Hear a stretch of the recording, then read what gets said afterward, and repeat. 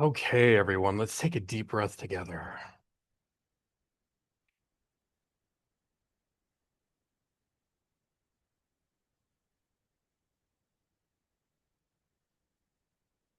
Beloved family, today we gather in the quiet temple of remembrance. Not a place made of stone, but a sanctuary woven of memory and light. 1 year ago yesterday, I sat beside my mother's hospital bed and held her hand through her final night on earth. The air was still, the clock no longer mattered, and between each breath I could feel the invisible veil thinning. And in that threshold moment, I realized we do not lose our loved ones. We are initiated by them. I felt her spirit leave her body. My beautiful brother Rampreet by my side, not as departure, but as expansion. It was as though her love suddenly filled the room, the walls, the stars, and the space within our chests. That jade changed us forever. It showed us what the ancient teachers meant when they said, love is deathless. The bond between mother and child is the first covenant of creation. Before the world names us, before we even know who we are, the mother knows. She carries us within her, nourishes, protects, prays, and dreams. Every spiritual path in its deepest essence honors this divine polarity, the feminine as source and the masculine as continuation. In the Christian tradition, we see Mary and the Christ child. In Hinduism, the Devi and the child Krishna. In the cosmic archetype, Shakti births Shiva into form, energy, awakening consciousness. The mother is the portal through which spirit becomes human, and the son, or daughter, each of us, becomes the living vessel through which humanity returns to spirit. So when a mother leaves her body, she does not abandon her child.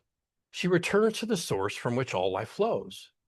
And from that higher dimension, she continues to mother through intuition, synchronicity, protection, and grace.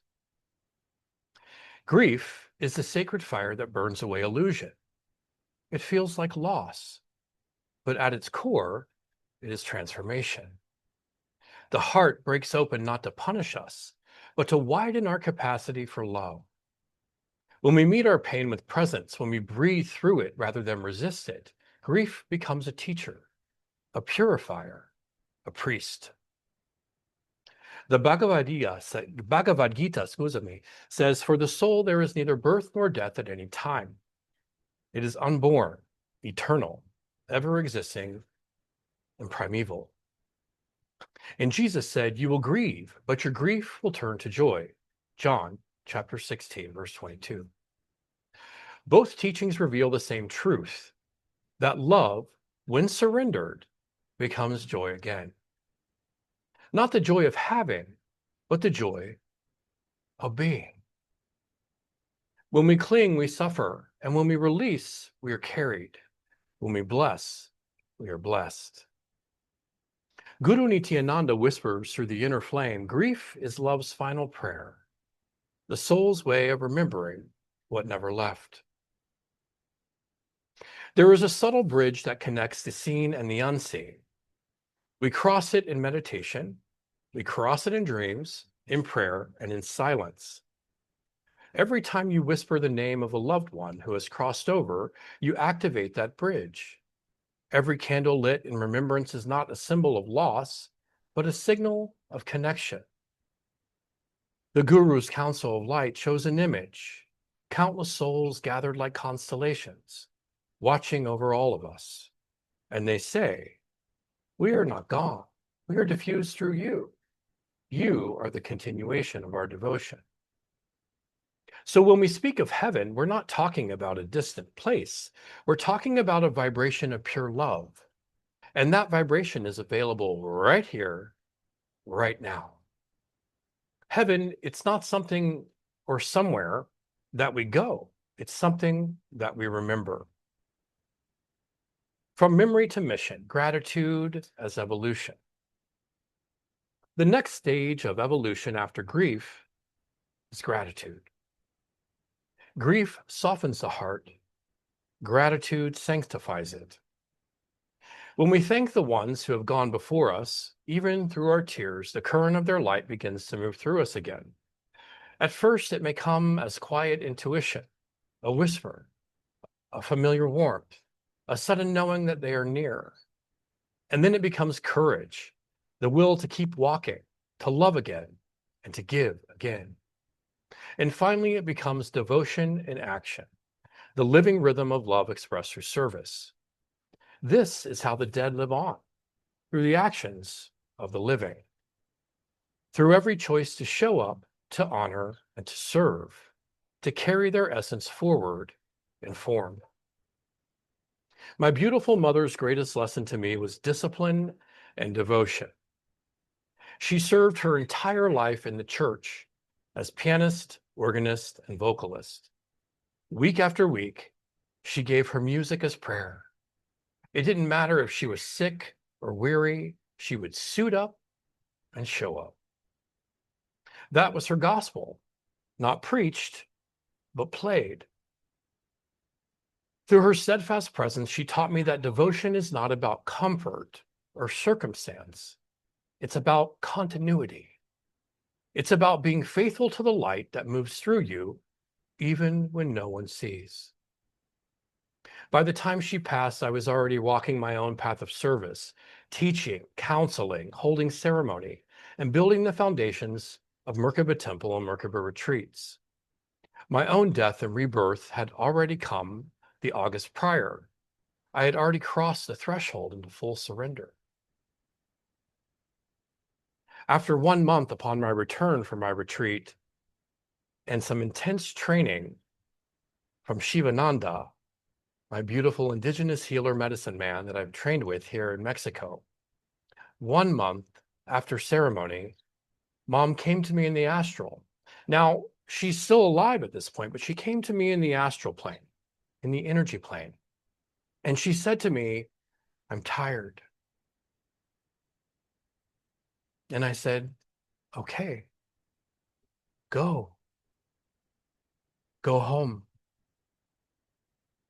She said, "This role that I have played in this life has been the most challenging role that I have ever played in all of the lives that I've lived here on earth. I've hated it." And I thanked her. I thanked her for playing such an incredible role. And I promised her that when she does return home, that we would give her the Best Actress Award for outstanding performance in a lifetime.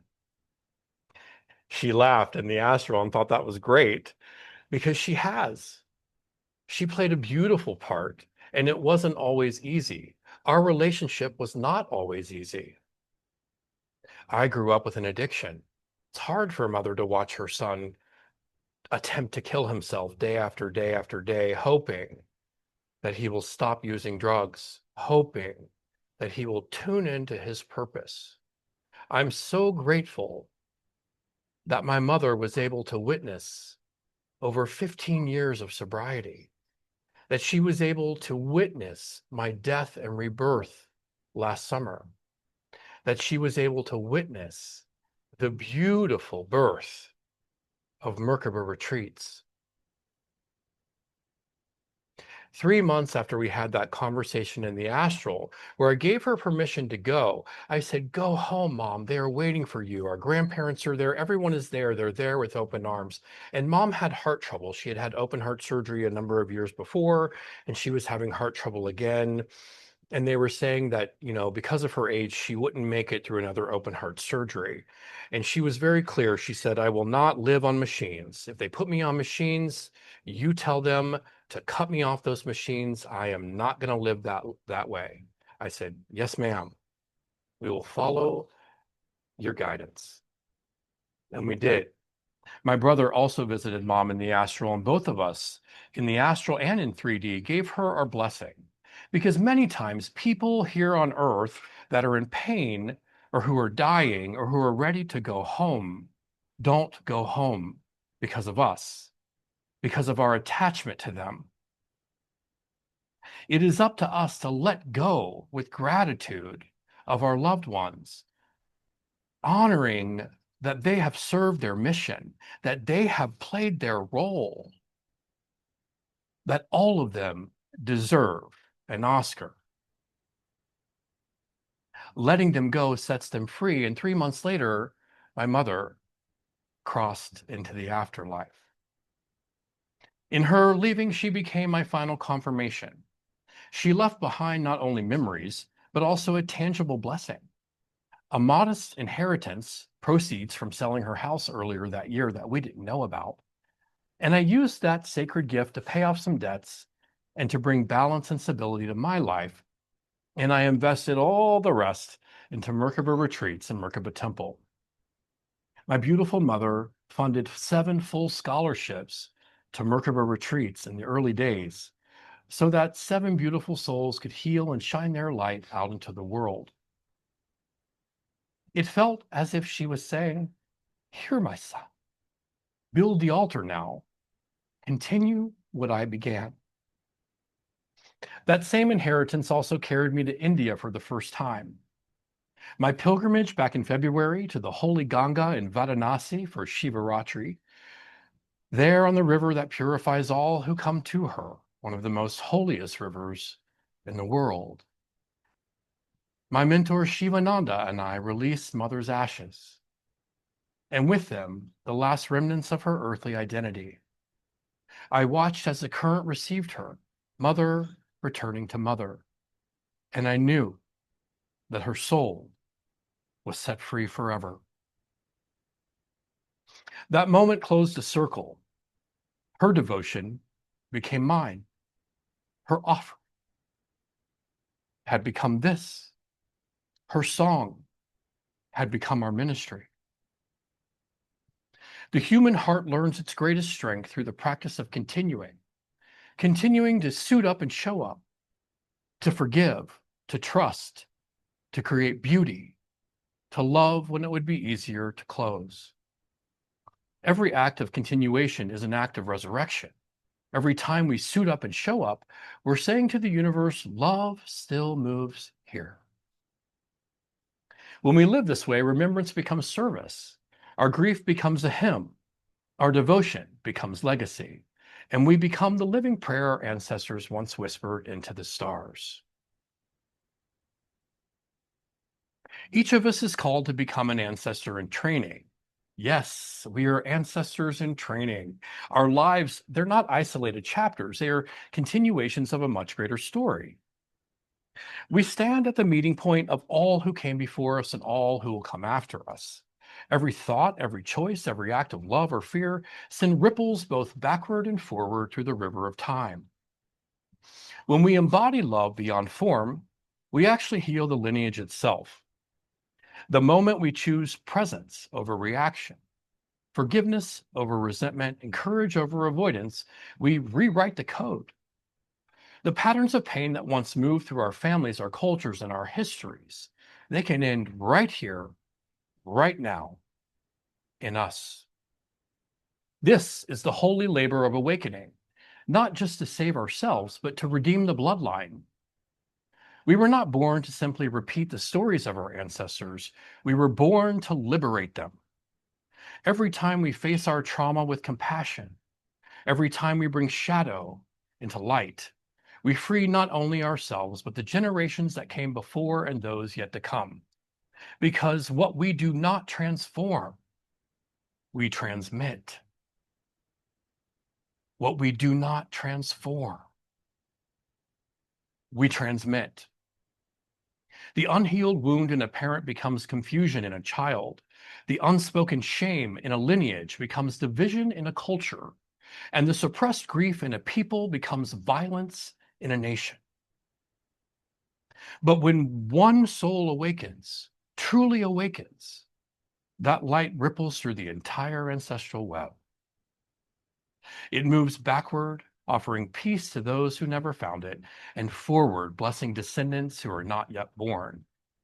This is why the saints, the yogis, and the medicine men and women all say the same thing. Your healing is not personal, it's planetary. In the sacred work of Merkaba retreats, we see this truth revealed often.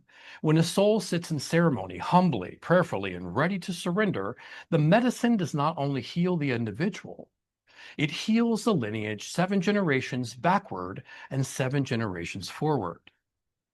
The plants, being ancient intelligences, carry no sense of time. They reach into the roots of the family tree, pulling up what was buried: pain, silence, abuse, addiction, and grief, and bring it to the surface for purification. I have witnessed souls heal not only their own hearts, but the unhealed hearts of parents, grandparents, and ancestors. And those wounds clear. As they clear, something miraculous happens. The field opens forward too, blessing the unborn and clearing the way for children, students, and communities to live free of inherited pain. This is the deeper purpose of the medicine path: to close karmic loops so that no one else has to carry what we came here to release.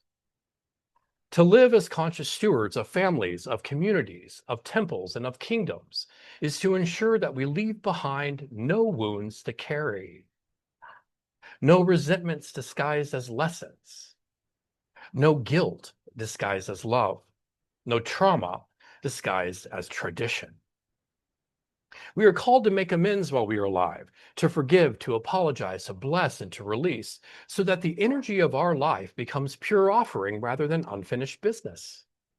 Imagine a world where every parent healed before passing on the torch, where every leader cleared their lineage before taking the throne, where every teacher taught from a heart unburdened by unprocessed pain.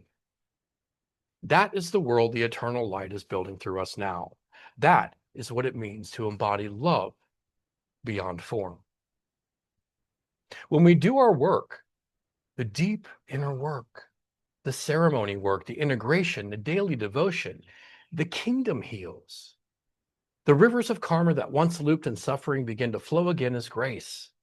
Our relationships shift. Our communities thrive. Our service becomes cleaner, clearer, and more radiant. This is how the eternal light multiplies: through remembrance, through service, and through awakened living. When we become the clear vessels our ancestors dreamed of, we become the healed kings and queens our children will one day thank. And when we finally return to Source ourselves, we will do so knowing that we left behind not our wounds, but our wisdom.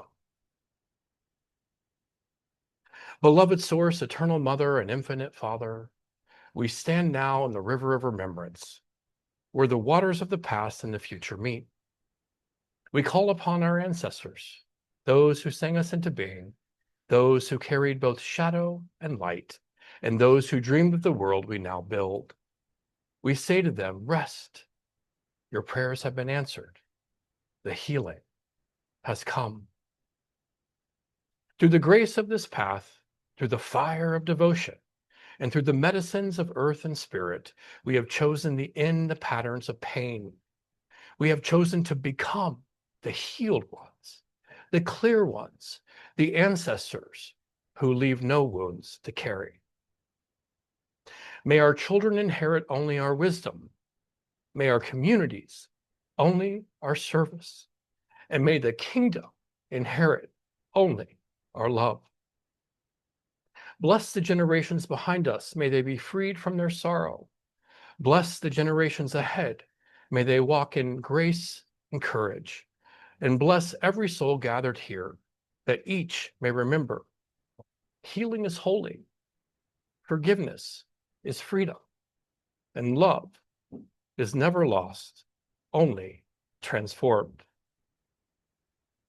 We return all we have received back to Source, back to light, back to the river that carries every name home.